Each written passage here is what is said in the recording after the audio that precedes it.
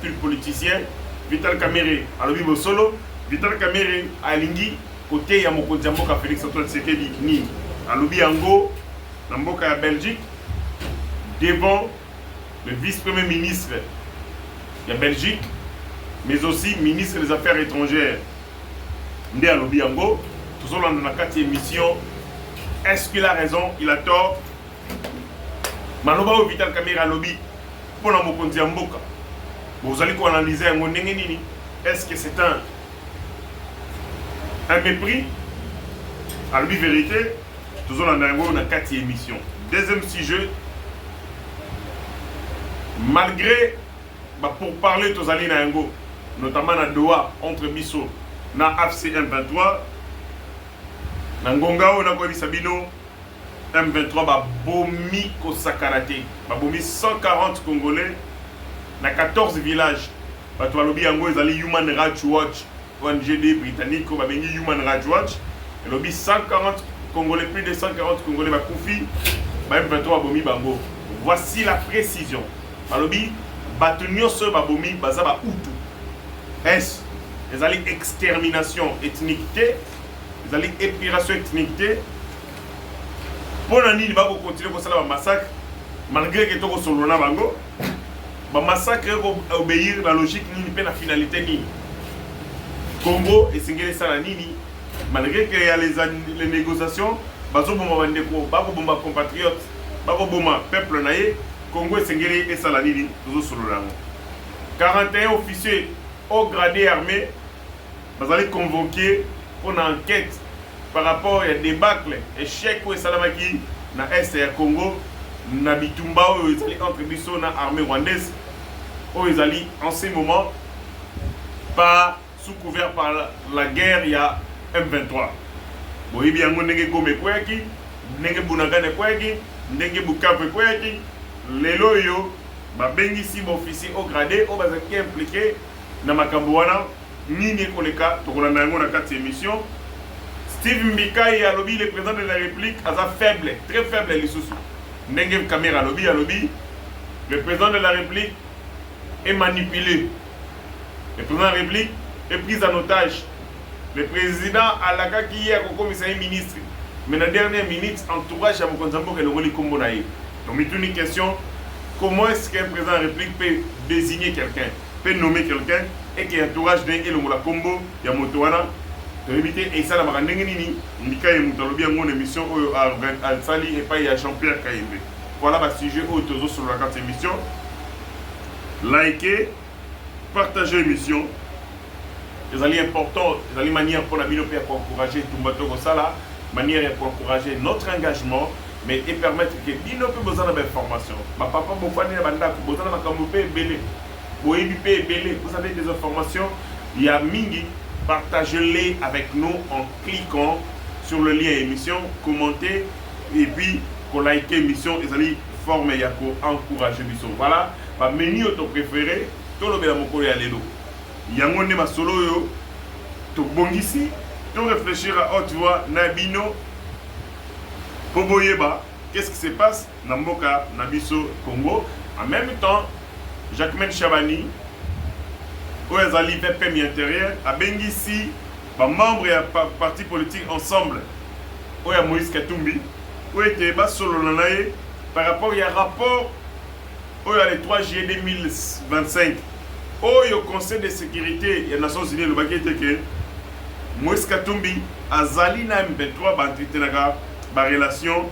Na bateau wana FC M23 yango bengi bango na bureau de travail d'ailleurs pour à tout n'a pas clarifié la situation wana pas clarifier bongo enquête ou sinon rapport et Nations Unies au bimaki na mois de juillet 2025. Voilà ma solo tozé belé mais to resuke sike singele suka bola na like binyoso avec une attention soutenue au tozali kolobana kati ya émission.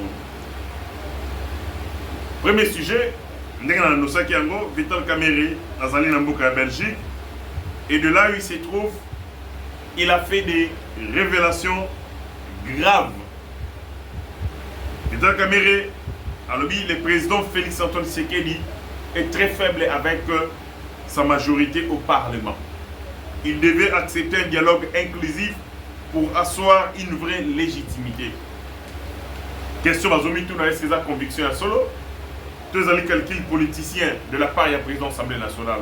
Tout le monde dans les cambo ou à lobby en Guapi, dans la Belgique, lors de la conférence de presse conjointe au Bassalina, mais c'est Maxime Prévost, ministre des Affaires étrangères de la Belgique, et à lobby a réaffirmé l'attachement à une idée à dialogue national et international censé de renforcer la cohésion entre Congolais. Selon lui, le président est plus fort que lorsqu'il est entouré de plusieurs forces politiques et sociales, plutôt que lorsqu'il se limite à la seule majorité parlementaire. Il est urgent pour notre pays d'organiser une concertation nationale élargie à toutes les forces politiques. Message à Caméré, à toi le rassembleur, mais tu nous soulever l'interrogation. Est-ce qu'ils ont un véritable appel à l'unité nationale ou une stratégie subtile pour se repositionner, quand on est au centre du jeu politique? Premier insiste, Caméra Lobby, premier insiste à Lobby, le président de la République est faible avec sa majorité au Parlement. Et Sengeli a organisé un dialogue pour asseoir légitimité, sa vraie légitimité. Il y a des choses qui dit par le président de la République est faible. Monsieur Vital Kamerhe, la question se pose. Ozo Salanini comme président de l'Assemblée nationale. Parce que vous allez président de l'Assemblée nationale, au nom et pour le compte de la majorité parlementaire. Laquelle majorité parlementaire? Ils allaient soutenir pour Konzambuka. La Constitution prévoit que dans la majorité, ils allaient diriger, et dans l'opposition, ils allaient ça la contre-poids, contre-pouvoir. Si au lobby Vital Kamerhe, le président de la République, est faible. Si le président de la République est faible. Donc, à quoi sert la démocratie? Où est l'ingé qu'il y ait une majorité et qu'il y ait une opposition? À quoi sert la démocratie représentative? Où est que les uns doivent gouverner en étant dans la majorité, mais si vous êtes dans l'opposition, pour faire la contre-poids. Parce que ceux qui sont dans la majorité, ceux qui sont gouverner, nous sommes dans une société désorganisée. Moto ko critiquer action à bateau ba gouverner, moto ko sala sonnette d'alarme azalité, moto ko informer, pré moto yo ako attirer attention à ton diriger zaté. Donc nous sommes dans une république monocolore. Nous sommes dans la partie État. Nous sommes dans un régime autoritaire, autocratique avec une seule pensée. Bâtonniers sont pas penser de la même manière. Bon, vous allez autour, il y a pouvoir, puis autour, il y a gouvernance, il y a pouvoir. C'est quoi la question de Mitouli? À quoi sert le Parlement au Yozali? Parce que dans un Parlement, le Parlement fait la majorité, le Parlement fait la opposition. Si vous avez un Parlement qui est monocolore, couleur monocolore, la démocratie cesse d'exister comme une dictature. La démocratie rime avec la pluralité de pensée, la pluralité d'ambition, la pluralité il y a mécanisme. C'est ça la démocratie. Et la pluralité, en gros, bateau bako dirigé, bazana katia majorité, baye oyo bazali kosa la contre-pouvoir bazana katia opposition. Maintenant, dites-moi, monsieur Vital Kamerhe, tant que le Mokonamo est faible, ça veut dire que le président de la République, dans le monde, il y a la démocratie représentative. La démocratie représentative. Il y a un système semi-présidentiel, où le président de la République est élu dans le suffrage universel direct, où il y a une majorité dans l'Assemblée nationale, où il y a sa beauté à jeu démocratique. Mais Vital Kamerhe a dit, le président de la République avec cette majorité est faible. Maintenant, à l'absence d'une majorité, où ils allaient soutenir le président de la République et soutenir la gouvernance, naïe. Vital Kamerhe a inventé Nini. Donc le président de la République n'est pas avec les pleins pouvoirs. Où il est faible. Tu connais l'élection pour la ligne. Mais nous sommes allés aux élections pour avoir une majorité. Nous sommes allés aux élections pour désigner ceux qui doivent gouverner. Nous ne sommes pas allés aux élections pour total on a l'échec. Non. Nous sommes allés aux élections pour que Moto soit légitimité. Pour qu'un parti politique, pour que des bateaux soient légitimité pour diriger Bissot. Et bateau, tout le monde qui fallait diriger Bissot. C'est le président Félix Antoine Tshisekedi. N'a pas union va soutenir rien. Le président de la République a eu la consultation. A poni bateau, a fait possibilité. N'a pas eu la majorité, va gouverner naïe, va kota. Il y avait ceux qui avaient choisi. Il y a beaucoup de la coalition. Et les gens qui ont bateau, c'est libre à eux. Ils ont une union sacrée. En toute liberté. Et ça régime ni sala. Système politique ni sala. Où le président de la République doit voir tout le monde autour de lui. Et tout le monde en gros, ça signifie, il faut ça la famille politique Yassika. Oh, il va tenir sur Rosala. Il n'y a plus d'opposition. Donc pour gagner guerre, il faut qu'il n'y ait plus d'opposition. Il faut supprimer l'opposition. Pour l'opposant va soutenir le Mboka. Et c'est que le Mboka Benga Bango autour d'un dialogue. Et dans le dit un dialogue inclusif international. Ça suppose que le M23 et l'AFC et c'est que un dialogue interne.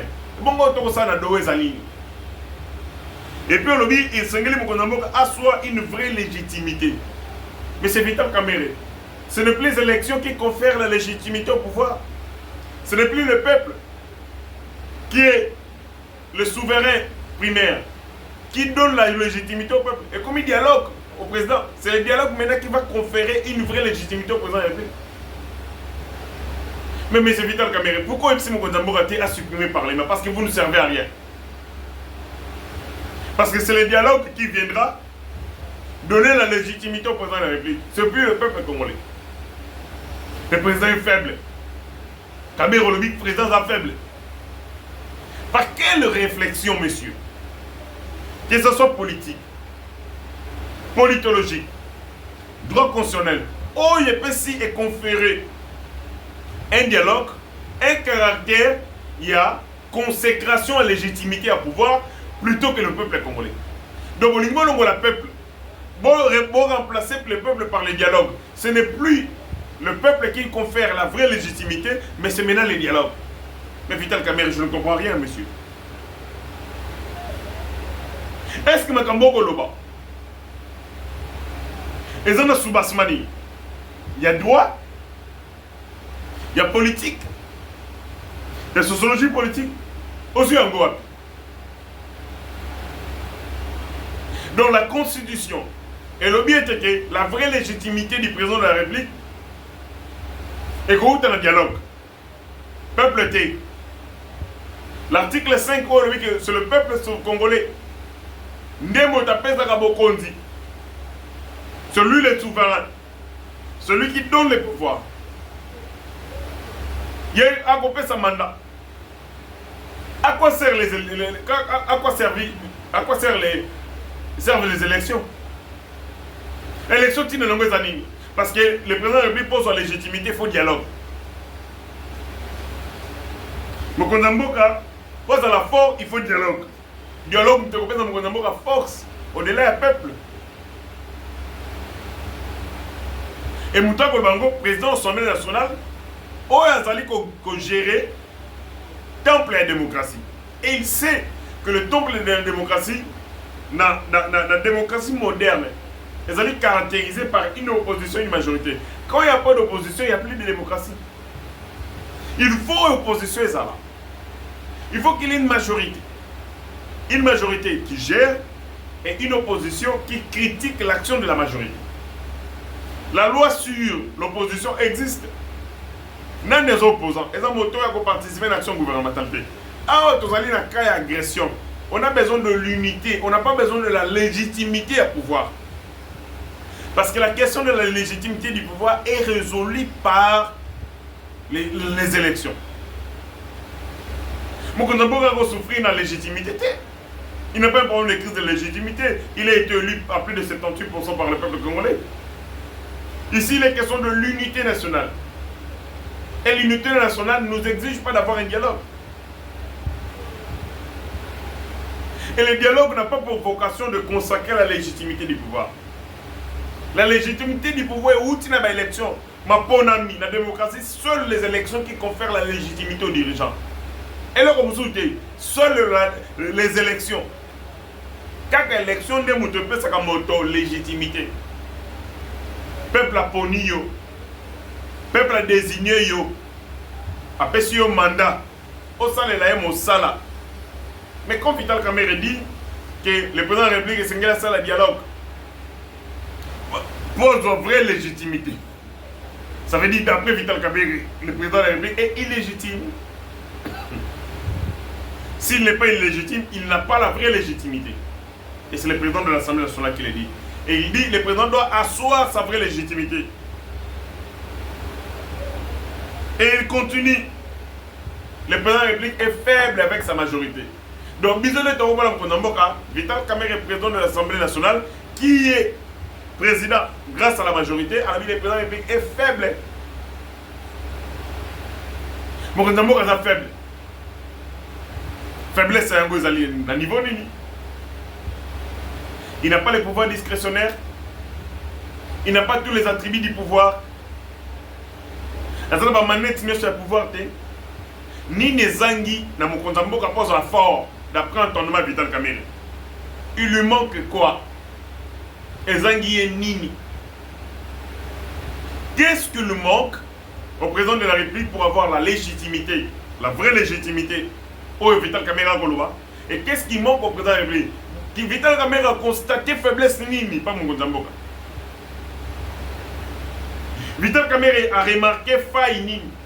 Pour qu'à conclure dans le bail, que le président de la République doit avoir la vraie légitimité. Et le président de la République doit être fort. Après le dialogue, c'est le dialogue qui rendra la force au président de la République. Le dialogue, comme c'est Makassi, parce que là, il est faible. Faible d'après Vital Kamerhe.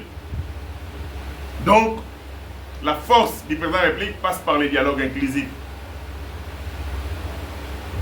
La vraie légitimité du président de la République passe par les dialogues.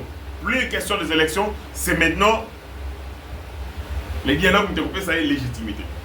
Alors, ce qui se passe au entendement Vital Kamerhe, ça c'est le dialogue. A une vraie légitimité au lobby. Alors, tout ça dans la constitution, c'est que le président de la République n'aura plus besoin de. Ils vont limiter des mandats parce que légitimité, le goût de l'élection. Légitimité comme dialogue, vous devez conférer les vraies légitimités au président de la République. Et là, il est dit où? En Belgique. Vital Kamerhe qui a refusé jusqu'ici de se prononcer. Par rapport à la présence, il y a rapporteur adjoint de l'Assemblée nationale, Dominique Mounongo. J'ai comme l'impression, j'ai pas comme l'impression, Vital Kamerhe est dans la Belgique. Dominique Mounongo est dans la Belgique. Donc, délégation, il y a l'Assemblée nationale, Oe Kendaki. En Belgique, ils ont composé de Dominique Mounongo. Donc Dominique Mounongo est dans la délégation de Vital Kamerhe. Basé ensemble, Yango, Dominique Mounongo a profité de leur séjour en Belgique pour qu'il ne recoute en M23. Et parce que jusque-là, Vital Kamerhe ne s'est pas prononcé. Et c'est normal que membre et bureau n'aillent pas qu'il ne recoute en M23. Est-ce que Akio Koutana Bangote pour une mission Vital Kamerhe Tindagi? Parce que là, il parle du dialogue. Les M23 veulent un dialogue. L'AFC M23 soutient un dialogue inclusif. Dialogue. Et Vital Kamerhe dit que le président est faible. Sans dialogue, le président est faible. Sans dialogue, le président n'a pas de légitimité. Dans la majorité, Vital Kamerhe à laquelle il a appartenu, ils allaient tinater. Les alliés faibles, pour que ça me légitime, et que ça me pour forcer ça là-bas, c'est le dialogue. Mais est-ce que ce n'est pas pour permettre Nabananga et consorts baye kokota na kati ya dialogue interne parce que bazomona ete avec le dialogue de Doha bazana ba intérêt belete bazana ce que bazana pour ça que la communauté internationale est sur la makamba Congo et le bas pour résoudre un go entre vous na bino. Est-ce que ce n'est pas pour permettre au M23 il y a quoi se glisser peut quoi quota qu'on se greffer dans le dialogue interne pour bâtir quand vous avez la pression il y a la communauté internationale parce que du moment où si le dialogue est organisé les Américains le Qatar n'aura plus la possibilité d'attaquer le M23 parce que Babozala Sikawa prise en charge par les processus d'un dialogue interne.